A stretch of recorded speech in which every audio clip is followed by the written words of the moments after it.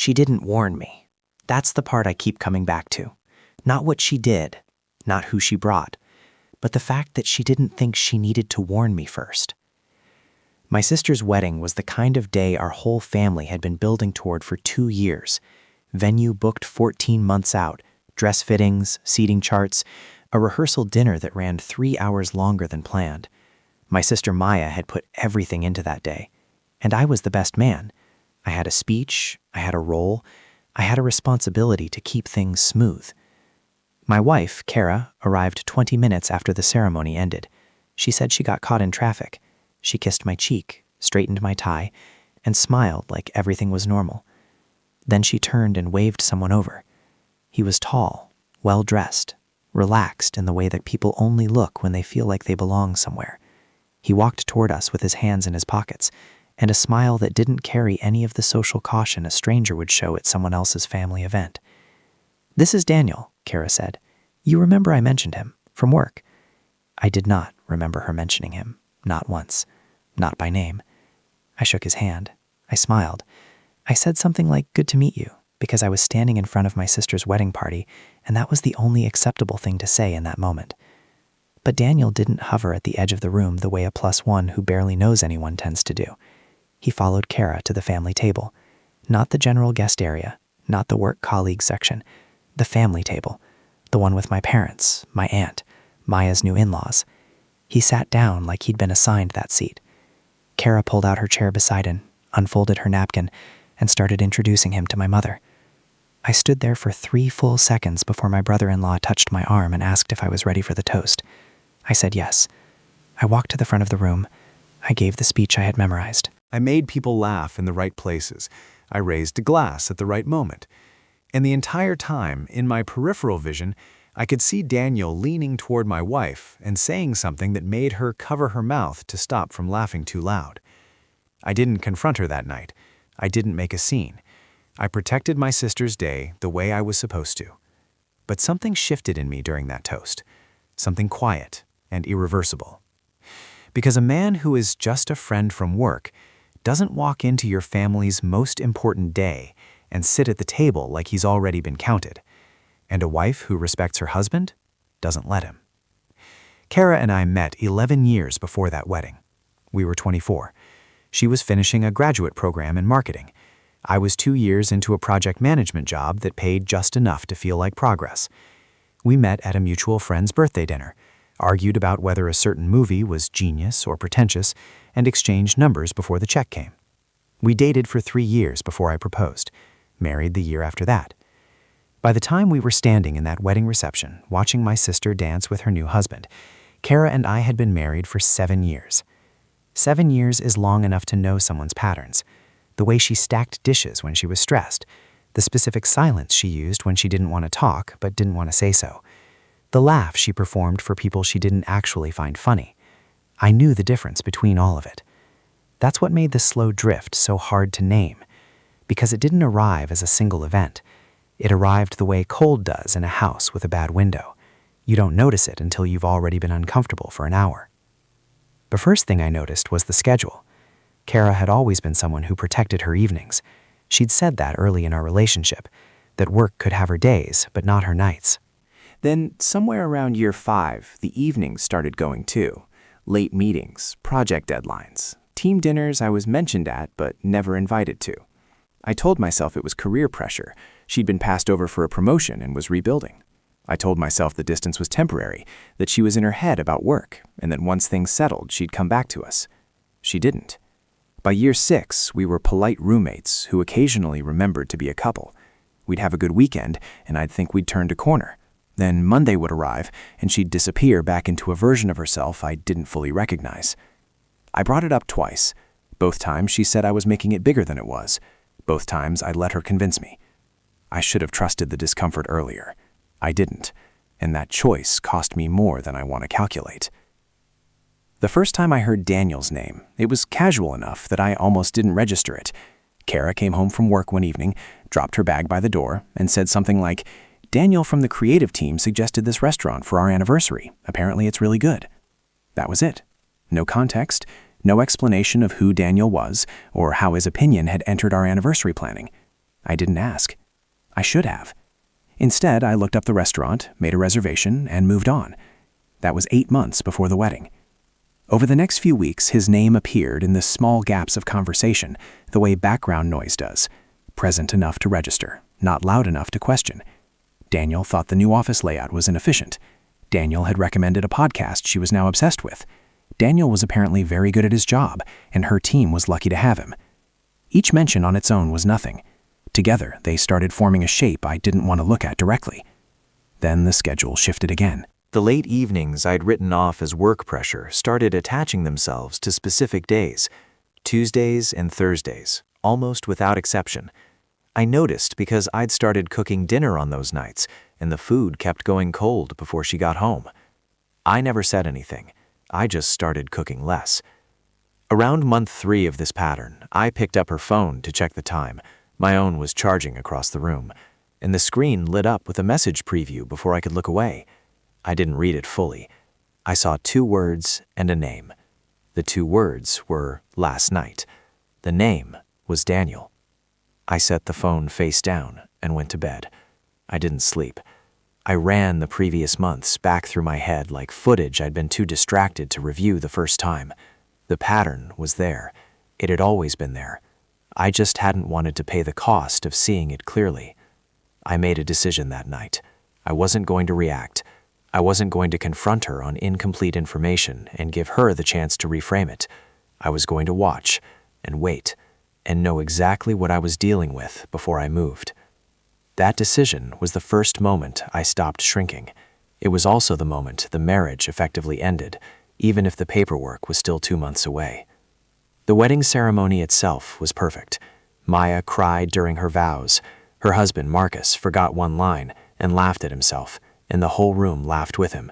My parents held hands in the front row. I stood at the altar beside Marcus and felt genuinely proud of my sister, of the day, of the family we'd all managed to build despite the years and the distance and the ordinary damage that accumulates in every household. For about 40 minutes, I forgot about Daniel entirely. Then the reception started. Kara had arrived during the post-ceremony photos, which meant I hadn't seen her come in. By the time I made it to the reception hall, she was already at the family table with her coat off and her hair fixed, looking completely comfortable. Daniel was beside her, jacket on, drink in hand, talking to my Uncle Raymond like they were old friends catching up. My Uncle Raymond, who had flown in from out of state specifically for this wedding. I watched from across the room for a moment before walking over. I needed that moment. I needed to see the full picture before I stepped into it, because I knew once I was inside the scene, I'd have to perform. I walked over. Kara smiled and reached for my hand. "There he is," she said, like I was the one who'd been somewhere else. She introduced Daniel to me with the same casual energy you'd use introducing a neighbor, relaxed, unbothered, faintly proud. He shook my hand and said he'd heard a lot about me. I wondered what version of me he'd heard about, and from what angle those stories had been told. What I remember most is my mother's face.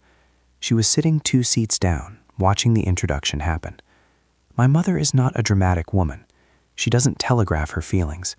But I have known her face my entire life, and what I saw in it during those 30 seconds was a very controlled version of concern. She looked at me the way she used to when I was a kid, and something was wrong, but she didn't want to embarrass me by naming it in public. She looked away before I could hold eye contact. Dinner was served. Speeches were made. The music started. Daniel stayed the entire evening. He danced once, with Kara, during an upbeat song near the end of the night. It was brief, probably 15 seconds. But my sister saw it. I know she did because she stopped mid-conversation and watched with an expression she didn't bother hiding. Nobody said anything out loud. That was almost worse. When a room full of people who love you all notice the same thing and choose silence, it's not because they didn't see it. It's because they're waiting to see what you're going to do first. I gave my toast. I thanked Marcus for choosing Maya. I made a joke about her terrible taste in movies that got a big laugh. I raised my glass. Daniel raised his too. I didn't look at him when I drank. We didn't speak in the car for the first 10 minutes. Kara had her shoes off and her feet tucked under her, scrolling through her phone the way she did when she was winding down from a social event. The city moved past the windows. I kept my hands on the wheel and my eyes on the road, and I let the silence sit there between us, until it had enough weight that ignoring it would have required actual effort. She spoke first. "I think it went really well," she said. "Maya looked beautiful." She did. 2 more minutes passed. Daniel thought the venue was stunning. He does a lot of event photography on the side, so he notices that kind of thing. I let that sentence finish. I let it settle. Then I said, as evenly as I could manage, "Why was he there, Kara?" She looked up from her phone. "What do you mean? I told you I was bringing him." She had not told me. I was certain of that, the way you're certain of things you've had time to verify quietly in your own mind. But I didn't argue the point. I just said, "You didn't mention it to Maya either. It was her wedding. There was a seating chart. I cleared it with her coordinator weeks ago. It wasn't a big deal. He sat at the family table. There was room. That's not the point." She put her phone down then, and I recognized the shift in her posture. It was the shift she made when a conversation stopped being something she could scroll through. "I don't understand what you're upset about," she said. "He's a colleague. He didn't know anyone there. Was I supposed to make him sit alone in a corner? You could have told me, before the day, a simple heads up. I didn't think it would be an issue. That's the issue." She was quiet for a moment. Then she took a slow breath and said, "I feel like you're looking for a reason to make this into something." There it was. I had been waiting for that pivot, the one where my discomfort becomes evidence of my instability rather than a response to her behavior. I had seen her use it before in smaller arguments, but never quite this smoothly, never with this much at stake underneath it.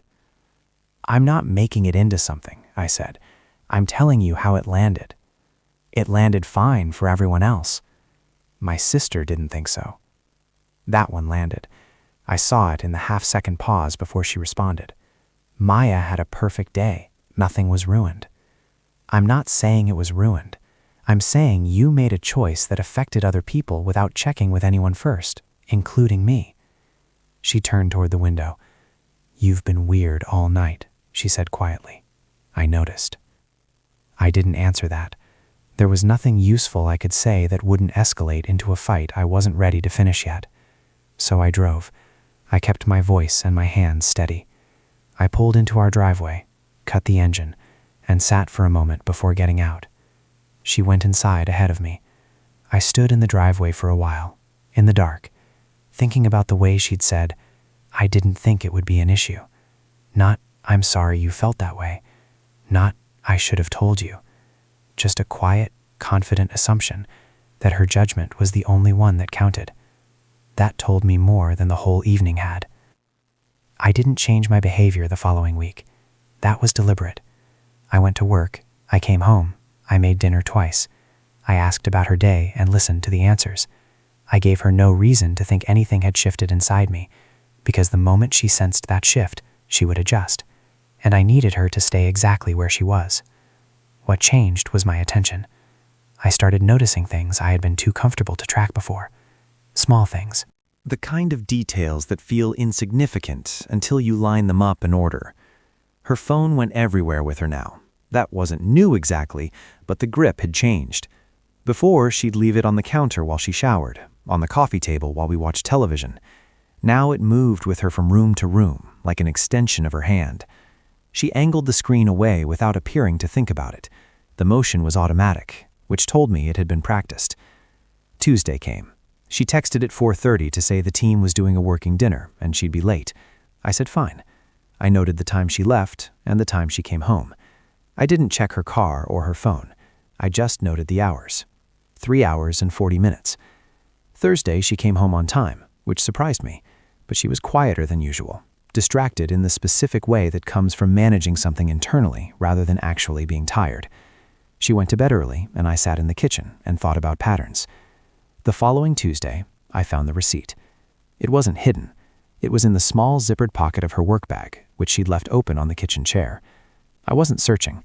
I was moving the bag so I could sit down. The pocket was already open, and the receipt sat folded at the top. A restaurant, a Tuesday, 2 weeks earlier, 2 entrees, 1 bottle of wine. The restaurant was 40 minutes from her office. I folded it and put it back exactly where I found it. I want to be clear about what I did not do in that moment. I did not take photos of it. I did not confront her. I did not call anyone. I sat down, poured a glass of water, and thought with as much honesty as I could manage about what I actually knew versus what I was assuming. What I knew was a pattern. What I didn't yet have was a confession. So I kept moving, calmly, quietly, and I started making different kinds of plans. Maya called on a Wednesday afternoon, 12 days after her wedding. I was at my desk when her name came up on my phone. I almost let it go to voicemail because I had a meeting in 20 minutes and I wasn't sure I had the bandwidth for whatever she needed. Then I remembered the look on her face during that 15-second dance at the reception, and I picked up. She didn't ease into it. "I need to tell you that I'm angry," she said. "Not at you, but I need you to know I'm angry." I leaned back in my chair and said, "Tell me." She had been processing it since the wedding, she said. She hadn't wanted to call sooner because she didn't want to insert herself into my marriage. But the more time passed, the more she felt like staying silent was its own kind of wrong. What bothered her wasn't just that Daniel had been there. It was the way Kara had handled it. The assumption, the confidence, the fact that a woman who had attended every bridal shower, every dress fitting, every pre-wedding dinner, a woman who knew exactly how much that day meant, had brought someone nobody knew and installed him at the family table without a single conversation beforehand. "It felt like a message," Maya said.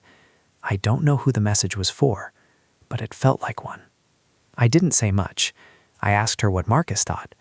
She said Marcus had noticed Daniel before she pointed him out, which told me something about how visible the situation had been to people outside my own head. Then Maya said something that I've thought about nearly every day since. She said, "You were so calm all night, and I kept watching you be calm, and I kept thinking, either he doesn't see it, or he sees all of it. And I know you, so I know which one it was." I told her I appreciated her calling. She said, "I'm not calling to stir anything up. I'm calling because you deserve to trust what you're seeing. Don't let her talk you out of your own instincts. You're not crazy, and you're not jealous. You're just paying attention." We hung up after a few more minutes. I sat at my desk and didn't move for a while. There's something specific that happens when someone you trust reflects your reality back to you clearly and without agenda. It doesn't give you new information exactly. It gives you permission to act on the information you already have. Maya hadn't told me anything I didn't know. She had just made it harder to keep pretending I didn't know it. I called a lawyer on a Thursday morning before work. I want to be precise about my state of mind at that point. I was not in crisis. I was not making decisions out of anger or hurt or impulse. I had spent 2 weeks thinking carefully about what I knew, what I could prove, and what I needed to protect. The lawyer call was not a breakdown. It was a calculation. Her name was Patricia. A colleague had used her 2 years earlier during a difficult separation and had said she was direct, efficient, and didn't run up hours unnecessarily. That was exactly what I needed. I wasn't looking for someone to validate my emotions. I was looking for someone to explain my options clearly. The call lasted 35 minutes. Patricia walked me through the basics without pressure.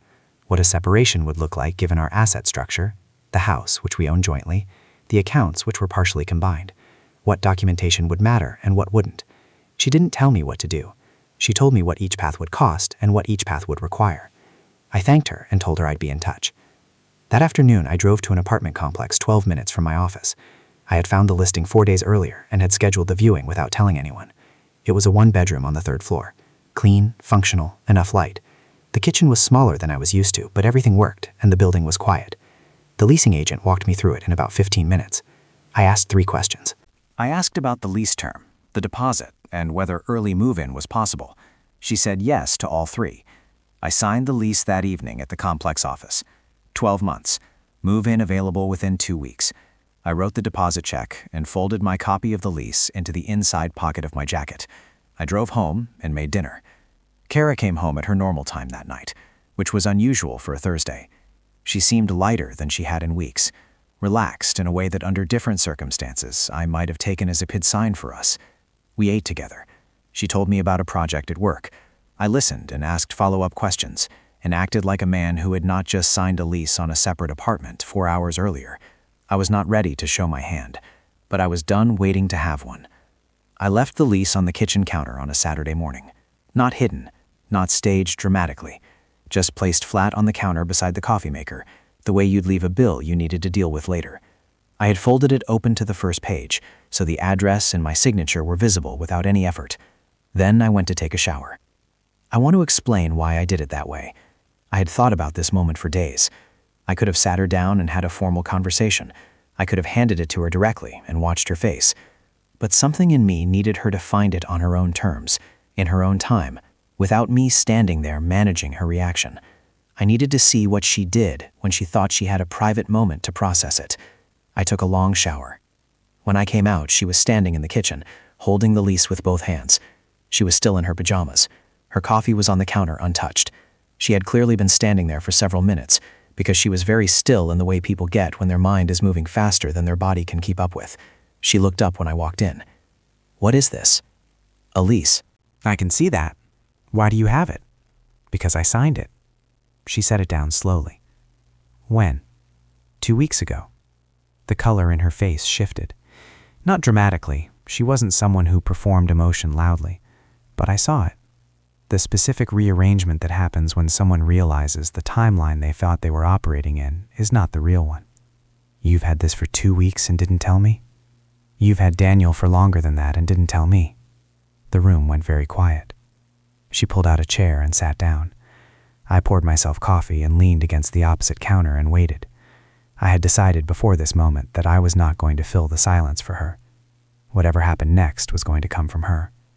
She pressed her hands flat on the table. "This doesn't have to mean what you're making it mean. I'm not making it mean anything. It's a lease. It means I have somewhere to go.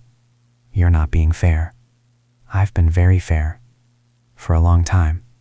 She looked at the lease again. Then she looked at me. And something in her expression changed. The defensive layer dropped, just slightly.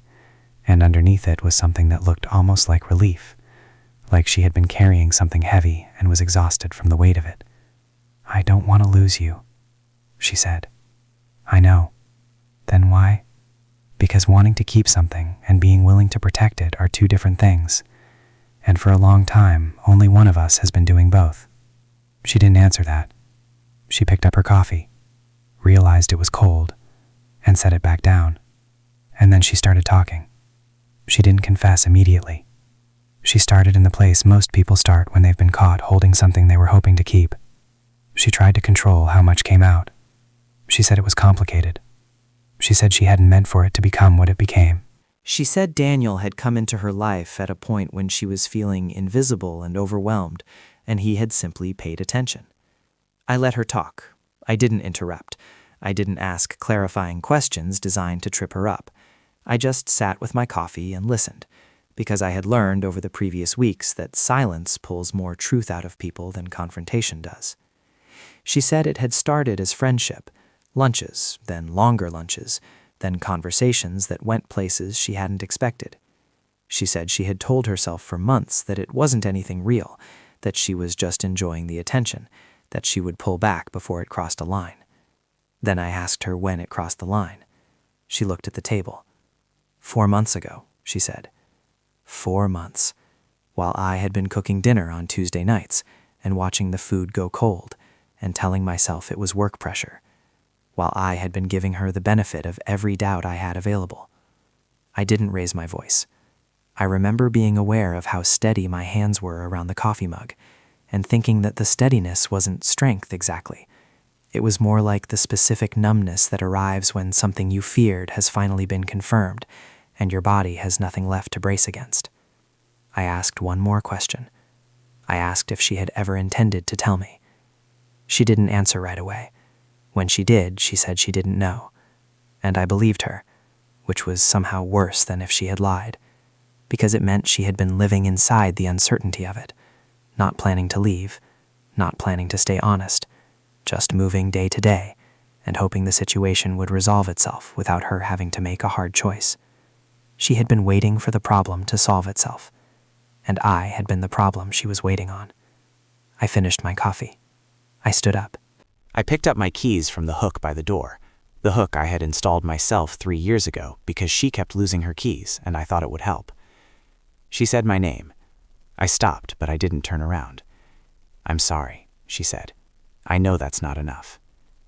"It's not," I said, but I heard it. Then I walked out. I didn't slam the door. I pulled it shut behind me, the way you close a door in a house where someone is sleeping. Carefully, quietly, with full awareness of what you're doing. I sat in my car for a few minutes before I started it. I wasn't angry in the way I had expected to be. I was just tired. Tired in the deep, specific way that comes not from one hard morning, but from months of knowing something and carrying the weight of not yet knowing enough. I started the car and drove to my apartment. 6 months later, the divorce was finalized on a Tuesday. I remember thinking it was fitting. Tuesdays had been the day everything quietly fell apart. It made a strange kind of sense that a Tuesday would be the day it was officially over. Patricia handled it efficiently, the way she had handled everything. The house sold in 3 weeks. The accounts were divided cleanly. There were no dramatic courtroom moments, no ugly public fights. Just documents and signatures, and a process that moved forward because both of us were tired enough to let it. Kara and I didn't speak much during those 6 months. When we had to communicate, it was through the lawyers or in short, functional messages about logistics. She had moved in with a friend. I stayed in the apartment on the 3rd floor with the small kitchen and the quiet building. I didn't hate her. That surprised me more than anything else about the process. I had expected anger to be the dominant feeling once everything was out in the open. Instead, what I felt was something closer to grief. For the 11 years, for the version of us that had existed before the drift, for the person I had believed I was building a life beside. Grief is harder than anger in some ways. Anger gives you somewhere to put the energy. Grief just asks you to sit with the loss until it changes shape. What I learned, the thing I'd carry forward, was about the cost of delayed honesty. Not just hers, mine too. I had seen the signs and chosen comfort over clarity. I had let her talk me out of my instincts twice when I should have held my ground. I had confused keeping the peace with keeping the marriage, and it turned out those were two very different things. The marriage needed honesty to survive. I had offered patience instead, and patience without honesty is just a slower way of losing something. I don't regret how I handled the end. I stayed calm when it mattered. I protected my sister's day. I moved deliberately instead of reactively. Those choices cost me something. There were nights in that apartment where the quiet was genuinely hard to sit inside. But they also meant I walked away without having become someone I didn't recognize. That mattered to me. The door I closed that Saturday morning stayed closed. Not out of anger, not out of pride, out of the simple, hard knowledge that some things cannot be rebuilt on the same foundation that let them break.